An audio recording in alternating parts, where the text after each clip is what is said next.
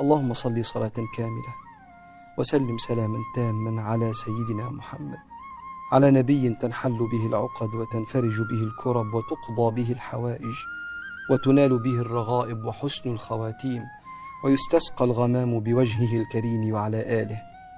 اللهم اقذف في قلبي رجاءك واقطع رجائي عمن سواك حتى لا أرجو أحدا غيرك. السلام عليكم ورحمة الله وبركاته. اللهم صل وسلم وبارك على سيدنا محمد وعلى آله وأصحابه أجمعين. ازيكم يا حبايبي، عاملين ايه؟ رب تكونوا بخير وبأفضل صحة وأحسن حال.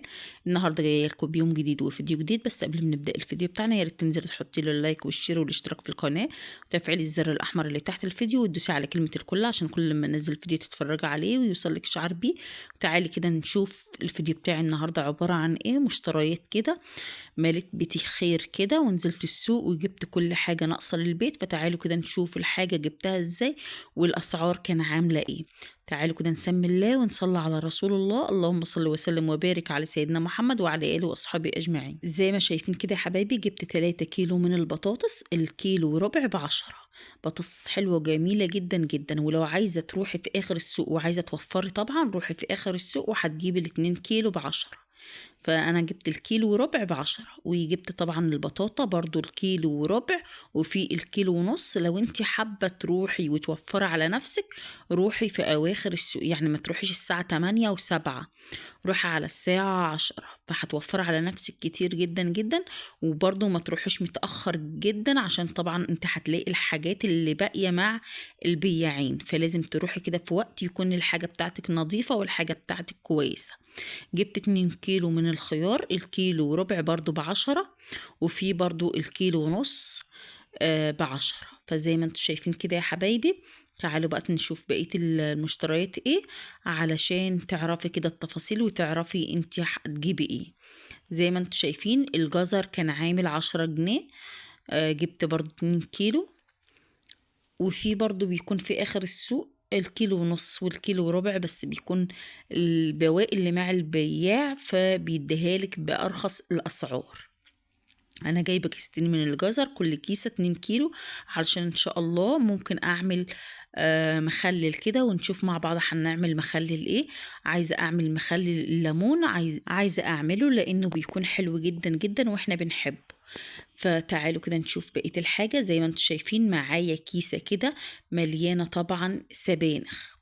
السبانخ معظمنا مش بنحبها في البيت، يعني الأولاد مش بيحبوها في البيت. ده الكيسة دي جرجير، وفي كيسة تانية للسبانخ مش عارفة وريتها معاكم في الفيديو ولا نسيتها.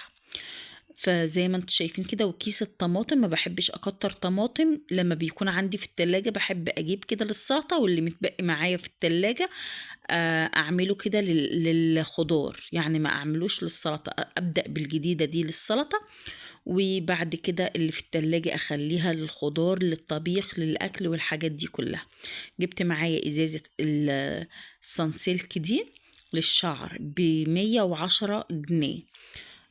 دي بديل الزيت. والطماطم طبعا كانت الكيلو ونص ب10.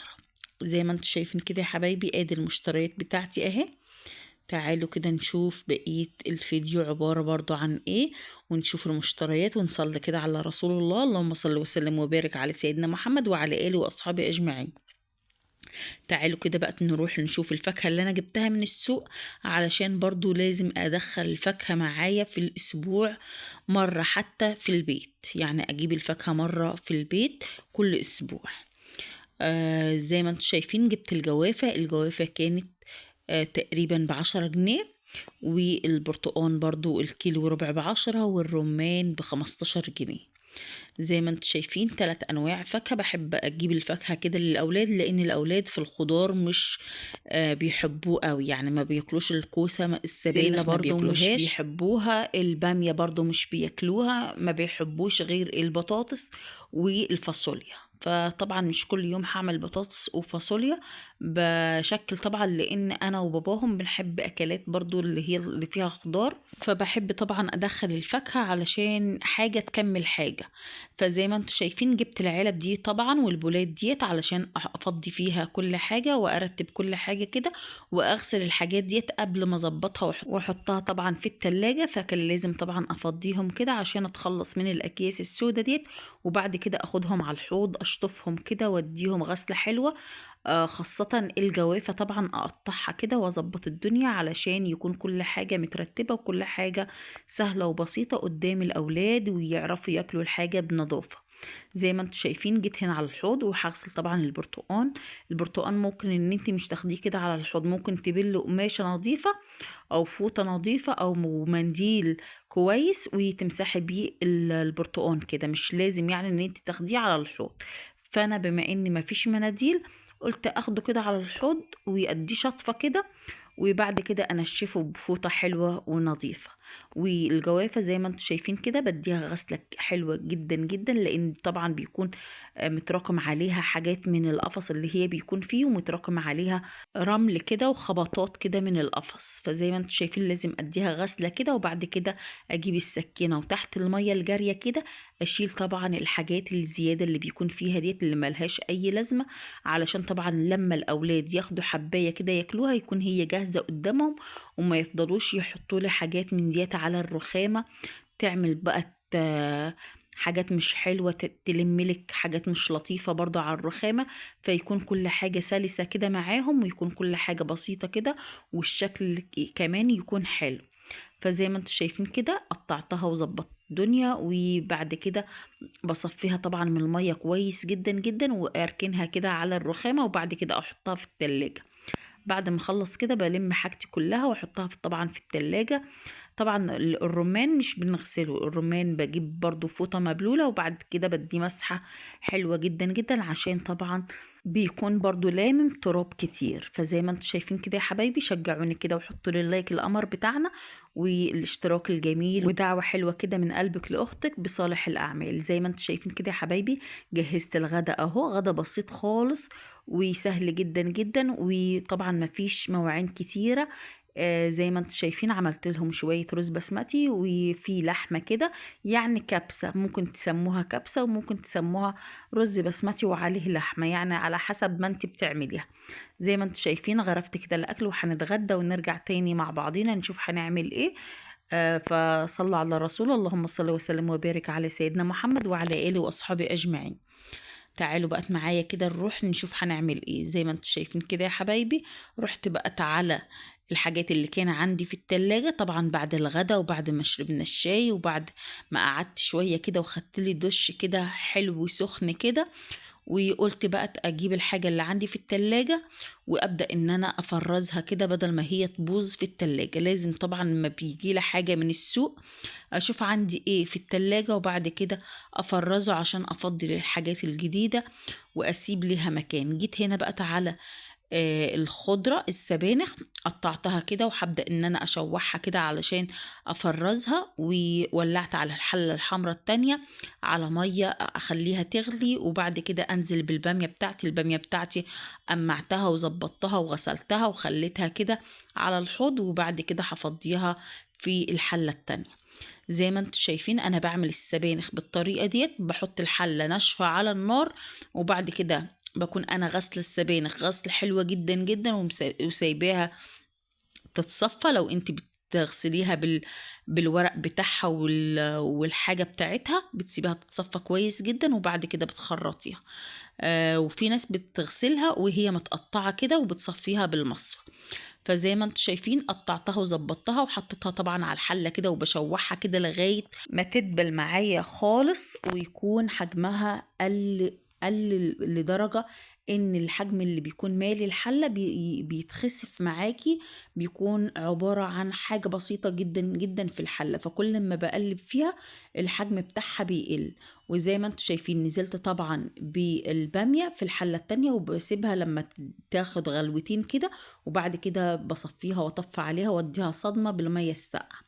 جبت معايا معلقة توم كده او نص معلقة توم وبرضو بحطها على السبانخ وبفضل اشوح كده لغاية طبعا ما بتاخد القوام اللي انا عايزاه، وبعد كده اسيبها طبعا تبرد خالص وبعد كده اكيسها.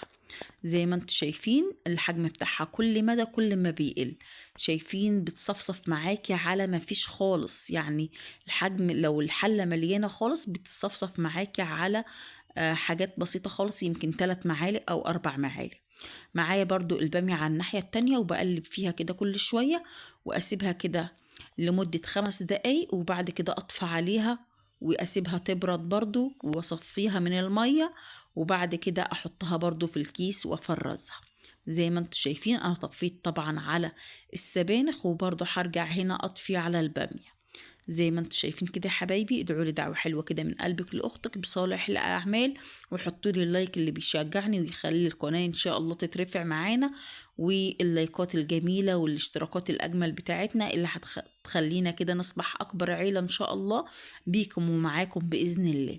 زي ما انتوا شايفين كده يا حبايبي، صفيت طبعا البامية بتاعتي وجبت ازازة كده من التلاجة عشان طبعا اديها الصدمة بالمية الساقعة. زي ما انتوا شايفين كده الازازة معايا مشبرة اهي، بفضي عليها ازازة المية وبسيبها كده، وبعد كده بسيبها تتصفى خالص من المية اللي فيها. وبعد كده اجيب الاكياس بتاعتي. لازم طبعا الاكياس ديت يكون في كل بيت يكون عندك اكياس اللبن ديت، لو مش عندك الاكياس التانية بتاعت التخزين لازم يكون الاكياس ديت موجودة عندك في البيت، تخزني فيها طبعا كل حاجة معاكي في التلاجة ممكن تخزنيها، عشان طبعا لو في حاجة هتبوظ معاكي تبدأ ان انت تفرزيها كده وتستفادي منها. طبعا جيت هنا على الحوض عشان طبعا اغسل الحاجات اللي اتوسخت وانا في المطبخ، والحاجات ديت كانت بره في الريسبشن.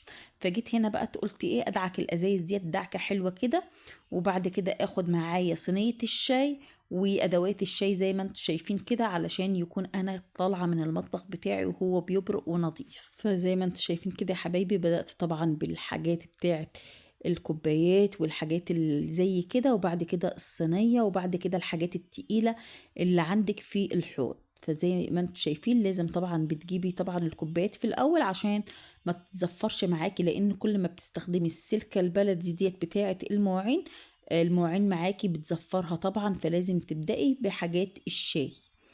زي ما انتم شايفين بدأت طبعا بغسيل طبعا الأطباق اللي كانت معايا والأطباق اللي اتوسخت معايا، وبعد كده بشطفهم كده واشطف طبعا الازايز واحطها طبعا تتملي، على ما يكون انا انجزت طبعا الحوض وشطفته كده وغسلته غسلة حلوة جدا جدا، علشان كل استخدامنا على الحوض. فالحوض ده عبارة عن حلة لازم تغسليها كده وتظبطيها كل يوم، وكل غسلة لازم كده تدعكي الحوض دعكة حلوة كده وتخليه بيلمع وبيبرق معاكي من النظافة. جبت طبعا معايا الحاجات اللي استخدمتها طبعا في السلق، استخدمتها طبعا في تصفية البامية، استخدمتها في كل حاجة.